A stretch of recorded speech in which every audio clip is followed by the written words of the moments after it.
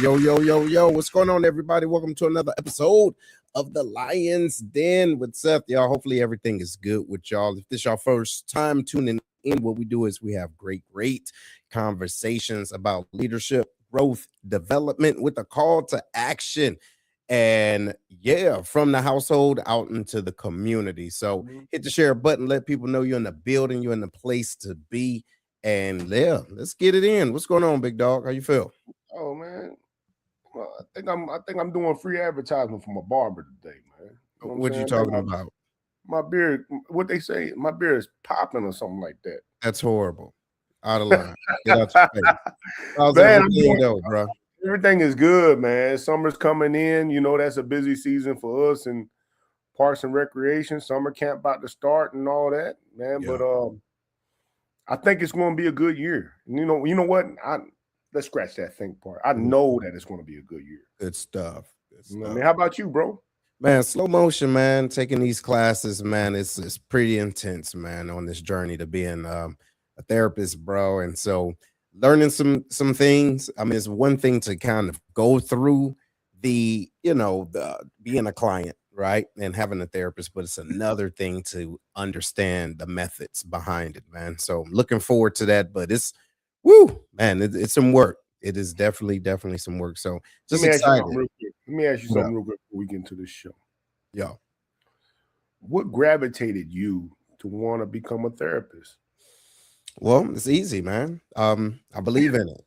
I believe in it. I believe that it is possible for someone, if you're willing, to help you, right, to be able to see yourself for no matter what it is that's going on, just so you can understand and navigate through life differently. And so by being a product, like you want to be a beard model, right, I would love to be that which I've actually benefited from, and actually, you know what I'm saying, and being able to help people out throughout life. And so asking questions that they've probably never asked themselves, right? And sometimes the questions is just rhetorical, but just to kind of slow them down a little bit, man. But it's an outstanding journey, man. Excited for Yeah, it. I know we ain't gonna get into it too much today, but man to man, being your friend all these years and having these conversations that we have, man, I think you'd be a great therapist, bro. I appreciate that, bro. Yeah, I know you will. You know what I mean? I know you will. But today's show is not about therapy. You know what I mean? Today's show is about something that we always harp on and we talk about a lot, but it's great that we have somebody that I know firsthand, that, you know what I'm saying, that a lot of people that watch the show firsthand know that they're really about that life. He's really about that life. We're talking about mentorship and leadership and making sure that nobody's left behind. Right. And this guy I've known him. We first met our very first base, but we got really acquainted when we were stationed in enlisted Turkey. Okay. It's a guy that I knew that when you say lead from the front, lead from the back, you know what I mean? I felt like he led from right in the middle all the way to the front. Yeah, I love that. When I say right in the middle, it's like he's right there taking everything with you. You know what I'm saying? Experiencing everything with you, and was still able to bring you to the front. You know what I mean? Dope. And so it's with great honor that, you know what I'm saying, I'm proud to present, you know what I'm saying? Go ahead, bro. Hold on. Before we present him, it seemed like he having some issues, so he need to go back out and come back in. Okay, well, hey, well, you know what I'm saying? Hold on, one second. Yeah, hold on. Hey, Seth, how you doing? I could hear you fine. I couldn't hear Herman, and I was trying to read his lips. You could, so look, a lot of good things about you. He was talking mad shit about you. So let's do this. Hey, look, let's do this. Just you hear me now? No, he can't hear you. So look, just back out real quick and then just come back in and we'll get you situated. All right. But since he's about to do that, man, but you can talk about him so we see his face and everything. And those that was listening, they heard him. So, go ahead. So real quick story for those that's watching. When people talk about mentorship and leadership and stuff like that, me and him never shared the same career field. You know what I'm saying? I was never his quote unquote responsibility. You know what I mean? When the second time I've met him, I was a senior NCO myself. He was a chief. He was an E8. And for people that don't know anything about the military, that's like the upper tier level of the military. We're in the superintendent range at this point, right? You're supposed to have it all figured out at this point, right? So with Steve, there was 3 friends that I had that I was real close with, that I rolled with all the time. Name was Bruce Harrison and Corey Lewis. We was all 3 E7s, right? Mm-hmm. That year, Bruce and Corey got promoted to E8 and I didn't get promoted, right? And so now, you know what I'm saying, the mood kind of switched to, hey, instead of, oh, there go Corey Herman and Bruce, it went to, oh, there go CMSgt Select Harrison, CMSgt Select Lewis, and drunk ass Herm. You know what I mean? Mm-hmm. That's how it went. You know what I mean? And maybe it was just me feeling that way, but I also feel like Steve Cenov felt some kind of way, or maybe he saw it in me. So he decided to take a direct path to me, you know what I'm saying, to talk to me about promotion and what I need to do and looking at my records and how I need to study. Okay. Nobody really ever talked to me about how I need to study. Okay. I thought I had it because, you know, I made all the way to master, right? You know what I mean? But he gave, like, you need to study it this way. Okay. Well, look, we're going to talk about that in a little bit more. I think he's ready to go. So, ladies and gentlemen, y'all give it up for Mr. Steve in the building. There you go. Can you hear me, bro? I can hear you, man. I appreciate it. I'm excited to be here. There you go. Good. Welcome, brother. How you doing? I'm doing great, Seth. I appreciate the invite. I've been a fan for a while. Oh, well, look, we appreciate the support. We appreciate it. So just tell everybody a little bit about yourself and, man, how you ran into this fireball of a specimen over here and live to tell about it. Talk about it. Yeah, I appreciate it. I'll keep it brief. Steve Cenov, I am a military veteran. I had the privilege of serving U.S. Air Force for 25 years, 1 month, 25 days. The only reason I know that is because it's on my discharge paperwork. So not that I was counting every second. So came in the military, 1999, born and raised East Elmhurst, New York, and came in doing security forces. That's what I wanted to do. And I met Herman. I'm sure he had Eielson Air Force Base, Alaska as his number 1 choice. Unfortunately, that was not my number 1 choice, but I have no regrets and I enjoyed my time there. Absolutely. Nice. Welcome again. Go ahead, tee it off, Herm. Hey, so being that this show is about mentorship and stuff like that, I want to go back to the basics with you, right? I want you to look back and talk about the first time that because a lot of us, I'm gonna speak for me. I really didn't understand what mentorship was until I joined the military. And that doesn't mean that it wasn't all the way around me, you know what I mean? But I just didn't know there was a word for this stuff, right? So what was your first experience with a mentor when you know what I'm saying? Like oh, hold on. Somebody's really taking an interest in me and my development, you know what I mean? So looking back, and how did that impact your career and your life even still today? All right, that's a great question. You know, and it's a question I get a lot. So my first experience with mentorship was when I had a very hard flight chief. Wayne Harger was his name, stationed in Alaska. Very well respected, no nonsense kind of leader. I'll be honest, you know, I was struggling initially in the military. You know, I wasn't necessarily used to, you know, being in a remote environment like Alaska, and I wasn't having a good time. And the way people led me then was, hey, Steve messed up, you know, time to discipline him. You know, and it was either shoveling snow in Alaska with a small shovel or filling sandbags in the summertime. And none of that worked for me. It didn't work. Wayne Harger was the mentor that changed my life. And not only changed my life, but changed the life and trajectory of my entire family. So instead of kicking me in the teeth every time I did something wrong, he talked to me like a person. He motivated me. He inspired me, and he took time. And that's all it took. You know, from that moment forward, I was bought in, and I wanted to do well, not just for myself, but I didn't want to disappoint him. Man. And that's all it took. That's all it took. And I tell people, I never understood why, and I didn't know what he saw in me that other people didn't, or what I didn't see in myself. And he lit the spark in me that put me in the seat, to where I'm at right now, because the one person, instead of leading me a certain way, just took time to know me as a person and inspired me versus just told me what to do. Yeah, no, I like that. That's outstanding.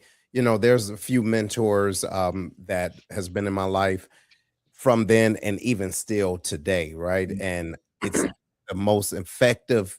It seemed as though in the most crucial part, but also pivotal part of my life. So, in your opinion, or even in your fact, what does it look like um, to be an effective mentor, either from, or wearing the military, the uniform, and even now as a civilian? Like, what do you think effective mentorship look like to you now? So I think the first thing is you have to deliberately care, because if you don't, people can tell. If it's one of those things that you read a book, and it says, know people's first name, and ask them about their family. People know if it's genuine or not. And if it's not genuine, you're not going to be successful. You have to care first and foremost. And then the other part of it too is you have to gain the trust of the individual. It's the military is a different type of environment, because it's very, very much hierarchical system, where you have people that are above you, and by regulations they're your mentors, and people will kind of listen to what you do, but they might not necessarily get bought in or buy in on what you're trying to deliberately teach them, because they're not bought in and they don't trust you. So I think, one, you have to be genuine. And then two, you have to have a candid conversation with the individual, figure out what that individual is trying to achieve, what's their definition of success, and then do everything that you possibly can to help them out with that. If it's, spending 5 minutes just to, hear the person, talk about what they're trying to do, or, taking the individual to sign up for class, or spending time with that individual to go over, their finances, whatever the individual is trying to achieve, as a mentor, as a leader, you should be bought in, you should care, and you should invest the time in that individual. It's important. I appreciate you saying that, because I believe that so many times individuals miss opportunities Yes. to actually see individuals for where they are versus where we think they should be, or even where we think they should be heading. You get what I mean? Yeah. Understanding where they are and truly listening, right? And having a level of empathy to say, okay, I hear what you're saying, and it seems as though your path is this way. So, no, I appreciate that. Man, And it only takes a few seconds, a few minutes. And people always say, hey, I don't want to bother you, I know you're busy. I would drop anything for anyone if it's that important for the person, because you don't get second chances, right? man. You never know the impact that you make on somebody. That 2 seconds that you take to say, hey, I really appreciate what you've been doing the last couple of days. It doesn't go unnoticed. Means a lot. Means a lot. My son right now is 23 years. He's in the military. Man, he runs home anytime someone tells him he does a good He job, look or just like you, man. Yeah, it is just browner than you, but he looked just like you. But go ahead, man. No, I'm just saying, it means a lot, and you see that, or if someone shakes his hand, or gives him a coin, he calls me right away. Hey, Dad, Chief so and so or Colonel so and so stopped by and gave me a coin, and it means the world to him. Right. Just like it means the world to a lot of other people. So don't let time, dictate what you can and can't do. Spend 5 minutes, spend 10 minutes, spend a few seconds, say thank you, ask people how they're doing, genuinely care about somebody, and you're going to be in a good place. Yeah. You know, bro. One thing you said that stuck out with me. You said generally care and get to know the people's name. And you probably know this guy, Jack Johnson. He was my chief. He was my command chief when I was in Kadena. He's a security forces guy too. And I swear he knew everybody's name on the base. You ever heard of him? I did. Yeah, definitely a legend. Yo, I was like, how did he? Not only did he know my name in the gym, he knew my then wife's name too. I'm like, this guy's memories, because I'm just a guy that work in the gym. You know what I mean? He didn't work out there, but it impressed me so much that he took that time to remember me and ask me how my family's doing, ask me how my then wife was doing by name. I like, who is this man? You know what I mean? Like, so that is true. The actual show that you care, you know what I mean? Like, every time you meet me, it's not the first interaction. You know what I mean? It's like, man, that goes far. But my question for you now is this. You know what I'm saying? When you look back at young people that are trying to get into, well, not trying to get into, because somebody's going to look up to somebody. What do people that are younger in the mentorship game or younger in the supervisor game, what are some of the things, in your opinion, that they get wrong, that they just kind of miss the mark on, that it's going to take them some experience to finally get that right?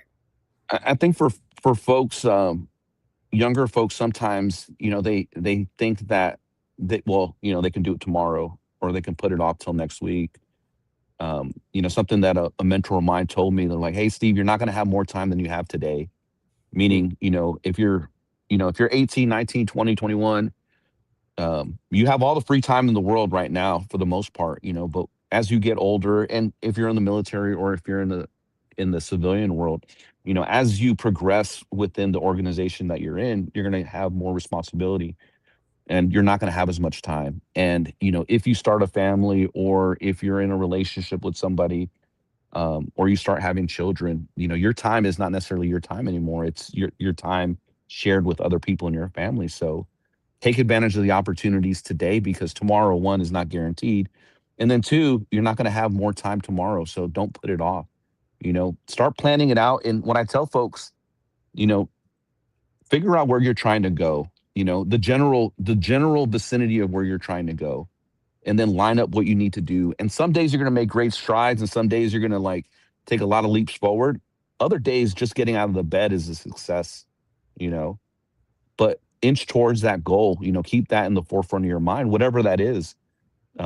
As a supervisor, as a leader in the military, I never cared what the individual's goal was. My responsibility was to help them achieve it. If it was 4 years in the military and start college, great. If it was 20 years in the military and they wanted to be a general, cool. It made no difference to me. But as a person in charge of other people, I just wanted them to be successful, however they define that. Very nice. Very nice. So you've been in the space for some time, right? 25 years plus. I mean, that's no small feat. But my question is, as much as people change, things stay the same.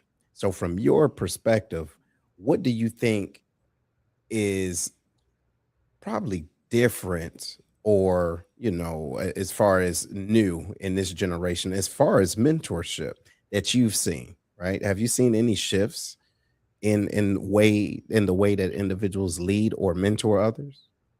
Yeah, I think times change, and today's generation is more digital. Their ability to communicate with somebody, across state lines or across countries, it's at their fingertips now. So the ability to reach out to a lot more folks are there. The ability to stay connected is there. So that's definitely changed just by the nature of technology. Yeah, check it. I don't want to stay here long. I do not want to stay here long, because this is not a military talking show. Right. But I do want to ask this question, because you brought that up, the digital wave, right? Me and you came in around the same time, right? And at that time, it was rare to see a chief. You know what I mean? It's like, it was rare to understand what a chief was. I mean, Seth, we all came in the same time. Mm-hmm. Yeah. But now, you know what I'm saying? Now, and I just want to know your perspective on it, because I see pros and cons with it. You know what I mean? I see pros and cons with it. It's like, now the chiefs are so accessible, right? Even the chief master sergeant in the Air Force is so accessible that people felt it was okay to disrespect Chief Bass the way they did. You know what I mean? While in uniform. You know what I mean? I'm like, damn, like really? You know what I'm saying? Because like I remember the first time me and my friends in Alaska saw a command chief. We thought we saw the Chief Master Sergeant of the Air Force. We didn't know what we was looking at. You know what I mean? So what in your perspective as a retired chief, right? Still a chief always. The pros and cons of the digital era when it came to how chiefs are viewed and respected. And then I'm gonna get off the military talk after that.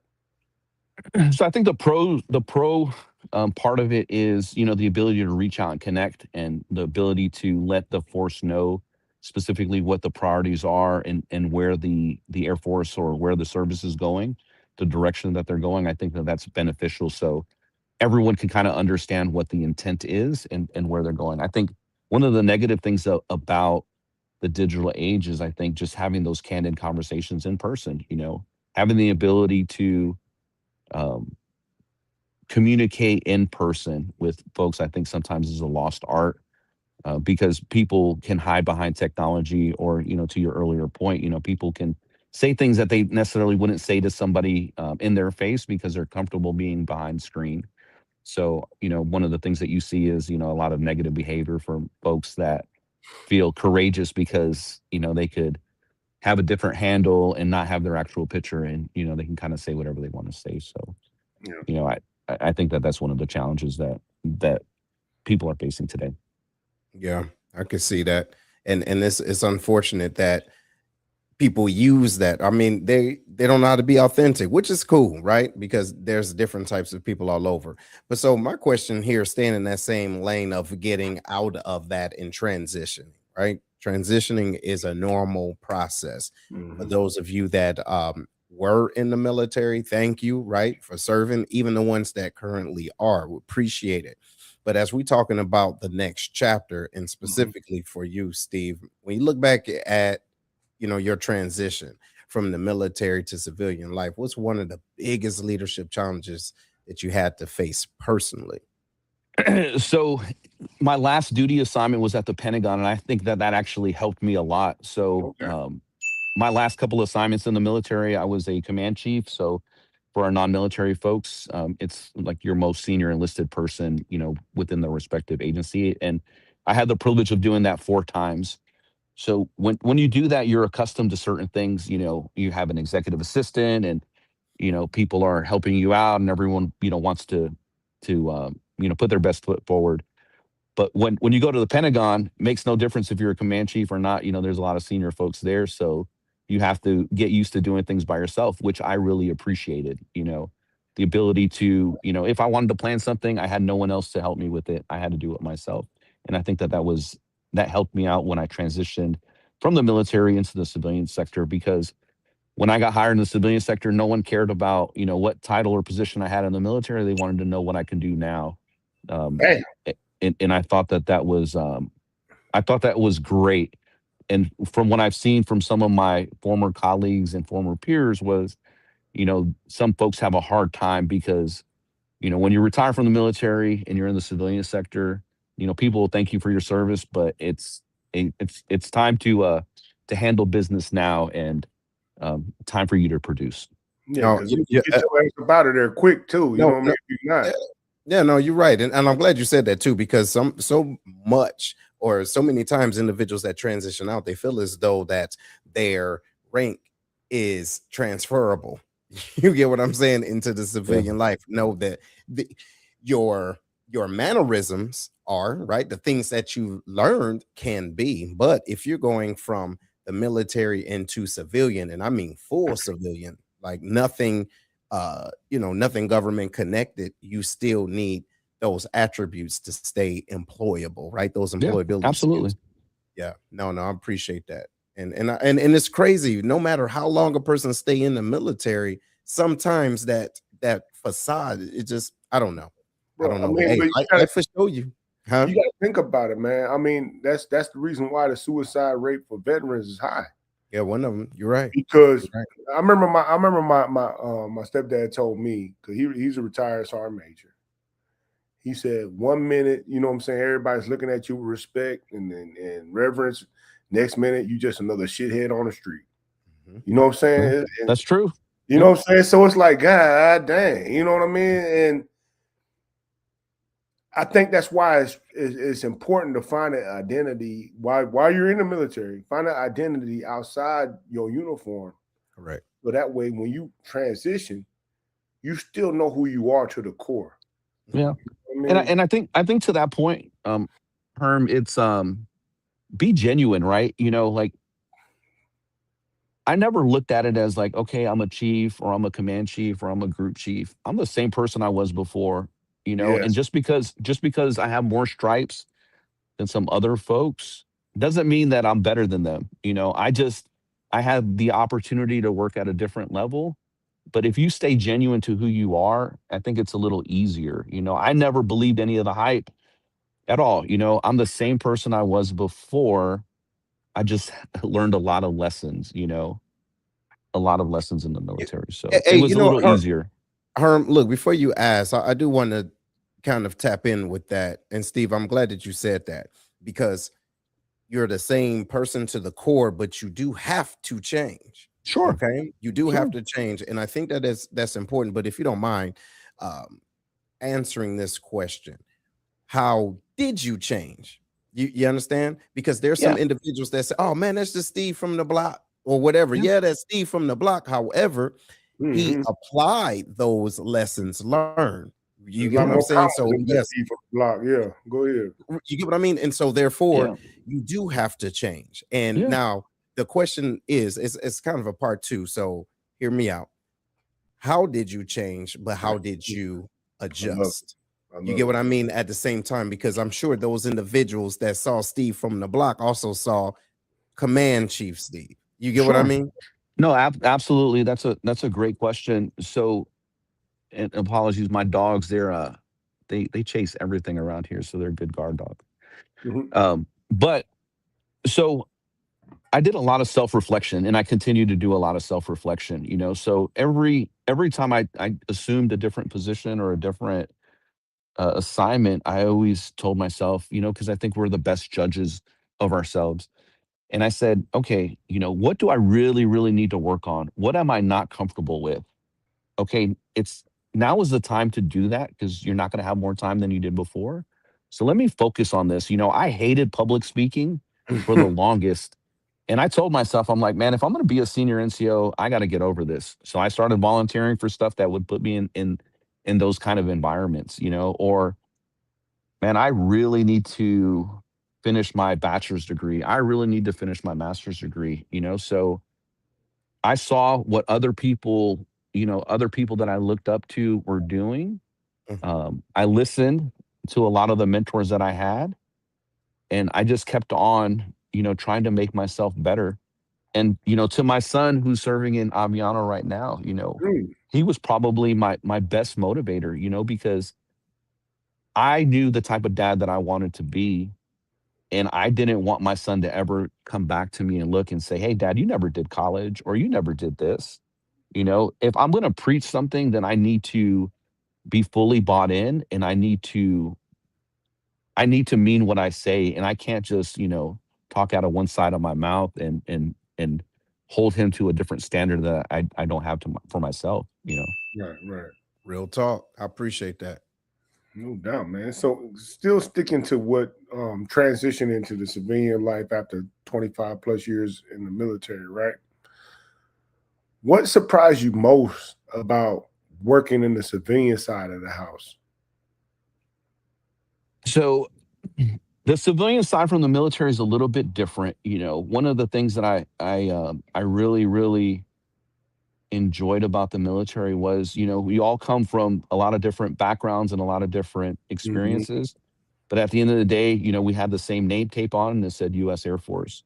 So regardless, we were all part of the same team and we were rowing towards the same direction. And the nature of our business is life and death. So, you know, personal feelings aside makes no difference. You know, the person to your left, the person to your right is a person that, you know, is part of your family and you have to take care of them. Civilian sector wasn't necessarily as tight knit as the military, meaning, when the job is over with and you punch out for the day, you probably won't see the person you work with. Man. So that was one of the things that was different. Just you didn't necessarily have that camaraderie Yeah. that you had in the military. Real quick, because I'm a manager in my section, right? And for me, coming from the military, I still take vested interest in the people that work for me, trying to get them promoted and stuff, right? And I've had people saying, "What are you doing? Like, why are you doing that?" You know what I mean? Like, I'm thinking, well, ain't that what you're supposed to do? You know what I'm saying? I'm looking on like different job opportunities for them and stuff like that. And like, hey, you should apply for this. And it's like, why are you doing that? You know what I mean? Yeah, we don't really, you know what I'm saying, try to get, that's not our role. And for me, that's new. And I'm still learning how to be a civilian supervisor, manager, and stuff like that. And when you said that, it's like, man, am I doing this wrong? I would say, Herm, you're doing it from your heart, so it's not wrong. And just because the civilian world doesn't do that doesn't necessarily mean it's right. Lead from your heart, take care of people at the end of the day. And, what you're going to do, and probably what you have done thus far, is you're going to inspire people. People are going to look at you like, man, he is not like, the regular folks that I had, previously, so I think if you lead from your heart and you genuinely doing things for the right reasons, then be that trailblazer and continue with it. Yeah, no, outstanding. And you know what? As we're talking about leadership and mentoring, how do you lead from behind? All right. And the reason why I asked this question is because me and my mentor, we was having this conversation, and we know that followership is a real thing, right? You can't have Yeah. one without the other. So in this stage in your life, how do you practice followership still? Yeah, so that's great, because we always want to talk about leadership, right? But followership is critically important as well.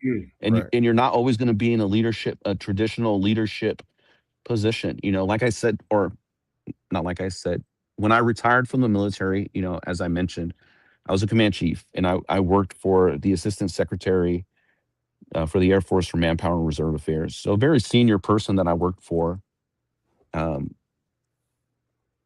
and and I was used to a certain way to operate, right? But when I accepted a position in the civilian sector, I was the deputy director, so I was not the leader and I was not the person in charge.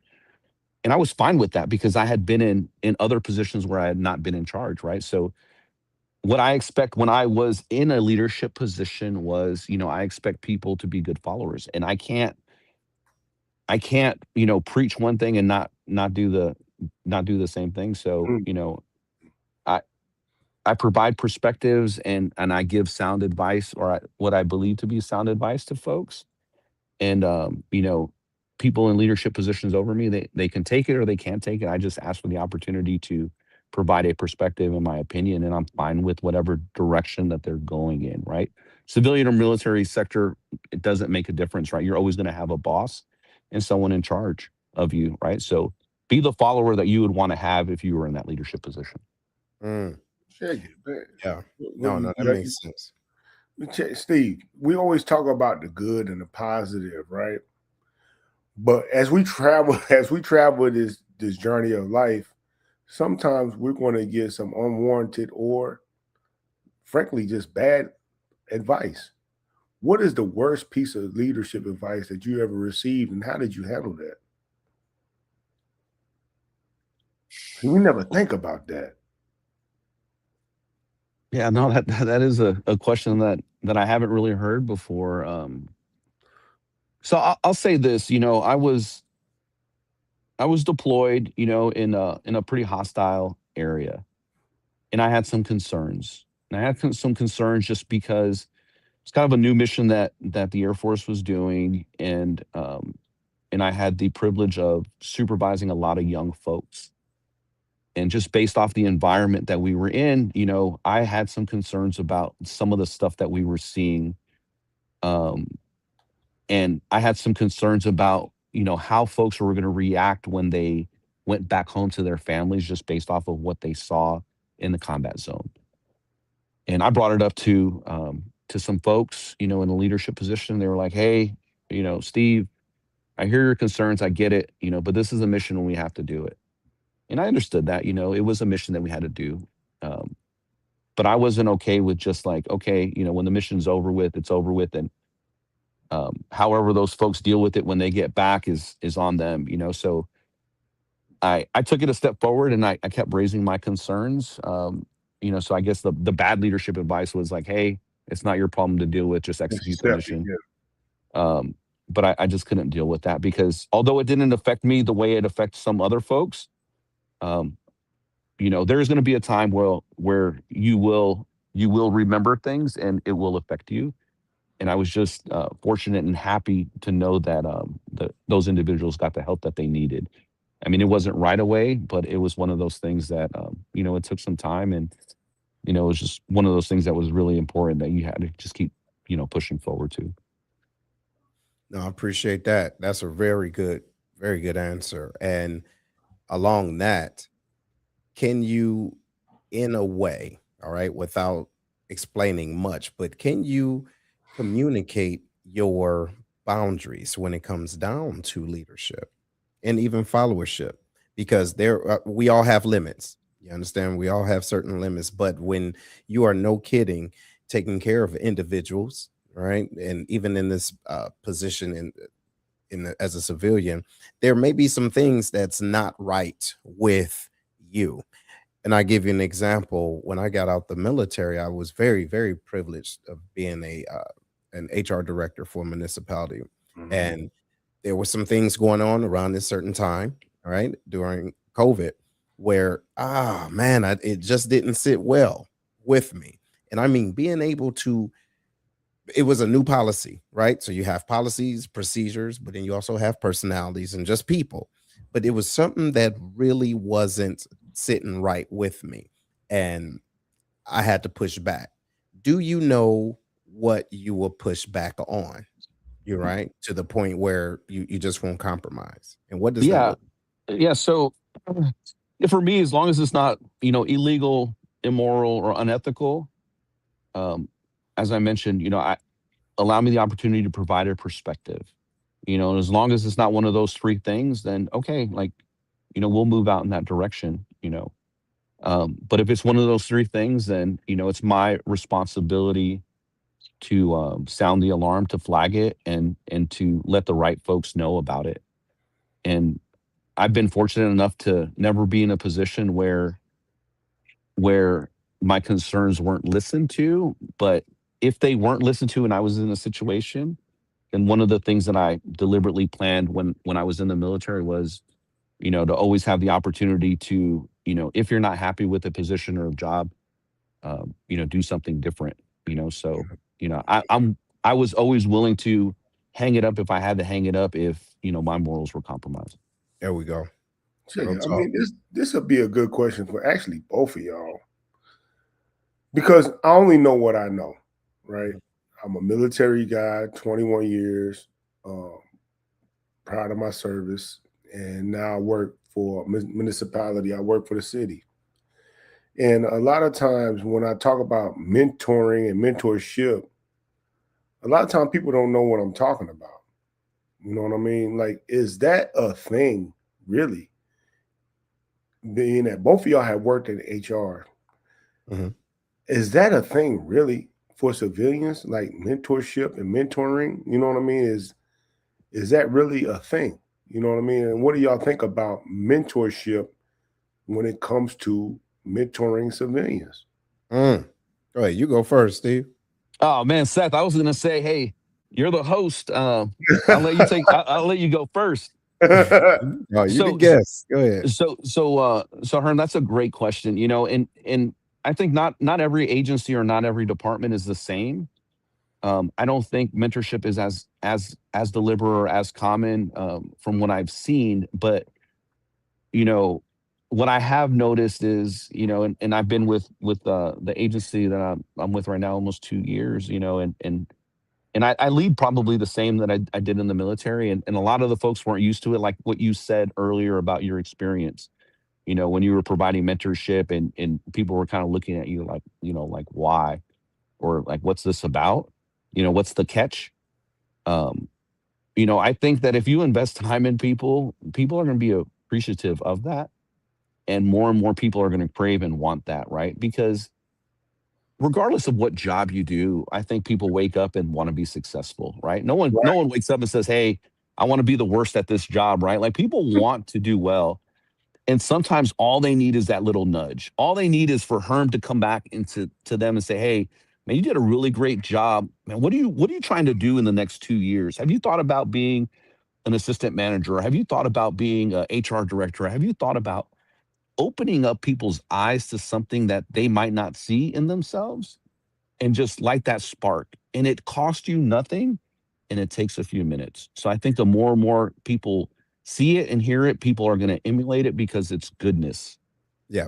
Yeah. You know what? I echo that, even to the point where one of my mentors said a long time ago, and I've been using this since then. When he came to my office one day and said, "Hey, man, you're on the right bus, but wrong seat." And I thought he was calling me slow. You know what I mean? I didn't get it, but I realized what he was saying and what he did, because that actually changed my whole trajectory in the military. So when I transitioned out, I started looking at, if I'm in a position of influence, how do I really do or intentionally see where people are by having those real conversations, but moving things, right? And it's not about me, to your point. I'm not losing anything or gaining anything, but just it's like paying forward, right? Being able to pay it forward. And then I believe the mentoring comes in when people see it from a distance. And I'm not doing it to be seen, but people see the realness, and they say, "Hey, what else do you do?" Or, "I know somebody. Do you mind talking to this person real quick?" Because apparently there's something they see the heart posture. Okay. The heart posture is what I believe individuals can gravitate to. And then they say, "Hey, do you mind even talking to me?" Or, "What do you think?" So that's what I think it is. And it may be packaged different on the outside, but it's still mentoring, right? It's still mentoring. And last point, those individuals have to be mentor ready. You get what I mean? You can't just sprinkle that, that free game to people that can't even, understand what it is. That's what I'll say. And it doesn't have to be formal, right? It doesn't Nope. always have to be in a formal setting. That 2 minutes that you walk by someone's cubicle and you ask them what they're doing, "Hey, what are you looking at? What are you reading? Man, are Right. you really interested in that? Okay, you're interested in that. Have you thought about Mhm. pursuing this, or have you thought about maybe, shifting focus and, plan this out to work on this degree and do something different?" Right. It Right. doesn't have to be formal. It just has to be genuine, and you have to make it a point, and you have to deliberately, put some time aside to do it, and like I said, it costs you nothing besides a few minutes of your time. That's right. Yep. Real talk. And I mean, what about you, huh? I mean, because I mean, you do it too, but the way actually we all naturally do it, but do you see it still reverberating right outside of the uniform? Do you see that you're actually doing it still? Absolutely. I mean, I have examples of me doing it. You know what I Mhm. mean? I've got people promoted and stuff like that, but when I do it, sometimes I get asked questions like, "Why are you doing that?" Mm. And that's the part that's like that. So are we not supposed to do this? You know what I mean? In my mind, I'm hardwired to think, look, when I see somebody, especially some of my part-time employees, you know what I mean? Yeah, as much as it'll hurt for me to take them away from here, for me, you know what I'm saying? We're still going to run whether this person is here or not. But this person, you know what I'm saying? It's going to affect their life. You know what I mean? And I look at it like, I'm not going to just sit back and be selfish and be like, "Yo, keep staying here and run these programs for me for $12.60 an hour." See, When I see this person, like, man, shit, what are you doing here? You could do so so much more. now You know what? Now, this is a question for both of you, but Steve, this is going to be for you. Now, and I think that this is what it ultimately is, and hopefully it can help to stimulate some thought in our listeners. So before we go in, everybody, appreciate y'all for being in. We wouldn't be where we are if it wasn't for you. You know what I mean? So make sure you get it in. Yo, we in the building with Steve and getting it in and having real good conversation about intentional mentorship. But my question is, this is for both of y'all. What is it that sticks out?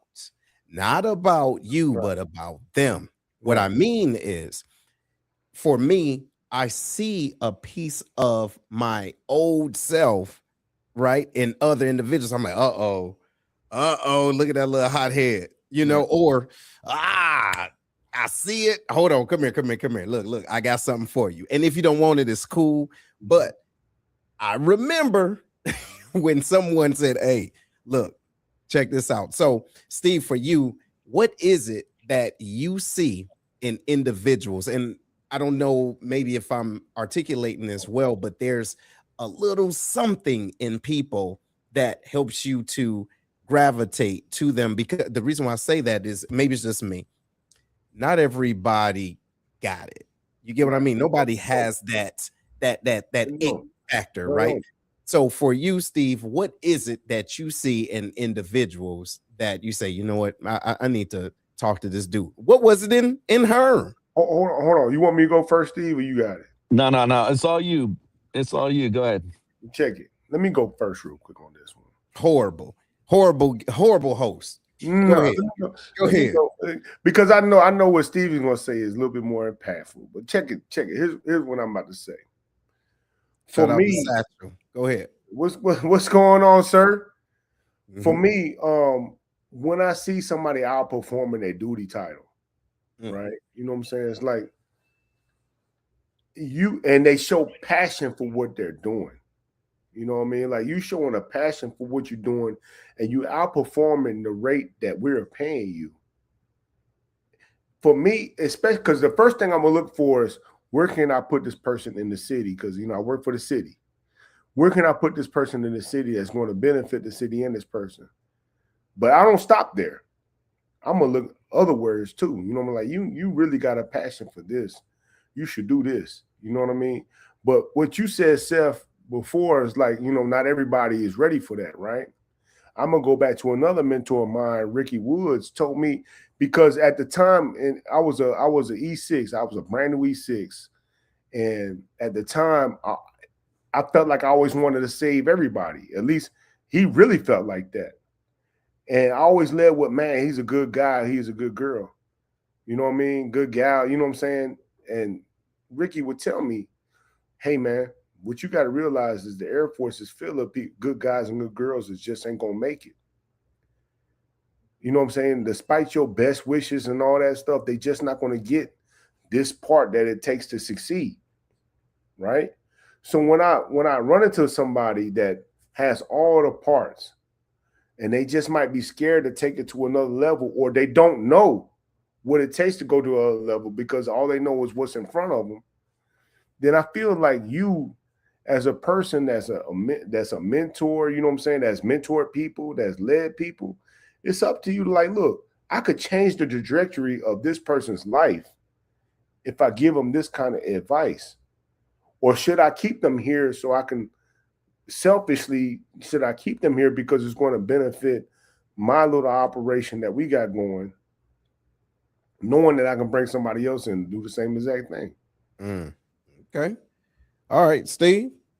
So I like to talk to everyone I come in contact, even if it's for a few seconds, and I'm really good at reading people, and I'm really, I think, good at seeing what excites folks. So I'll spend a few minutes to have a conversation with somebody, and I'll ask some questions. And I don't mean to be overbearing or anything like that. I'm just always curious about what motivates people and what people are trying to achieve. So, I'll have I'll say a couple of things, and I'll kind of just look for facial cues to see what excites them, and if it's talking about their career, or talking about their family, or talking about what they did last weekend, or what book they're reading, or what shows they're watching. And then I start, seeing what motivates them, what they get passionate about, what they what brings that spark in their eye. And then I know, okay, I know this person is really, really interested in school. So I'm gonna peel that back, and I am going to provide different perspectives and um, provide advice on what they can do to be successful if that's what they want to do, right? So you just have to genuinely care. And if you look at it from a leadership perspective, if you supervise or you lead a team of 50 people, and I guarantee those 50 people are going to be motivated by a lot of different things. But if you can get them all locked in and they believe in you, and they know that you genuinely care about them and you want, them to be successful, they're going to do anything they possibly can to help you out. Like I said, my first mentor, the person that changed my life, I would do anything for this individual. He sent me a text message yesterday, you know, when he heard about a new opportunity that I'm pursuing. And even to this day, he asked me, he was like, "Hey, Steve, you're retired from the military. You did 2 years, in this in the civilian sector, and now you're taking on another opportunity." You know what he told me? He's Mm. like, "Steve, you need to enjoy life a little bit more and spend some time with your family." you know? And it goes back to just caring, just caring about folks, and figuring out what you can do to help those people out. And Herm, I love what you said, right? Like, there's great people that get comfortable and stay in a position because they're a little afraid of trying something different. Maybe they just need someone to believe in them and to offer a different perspective.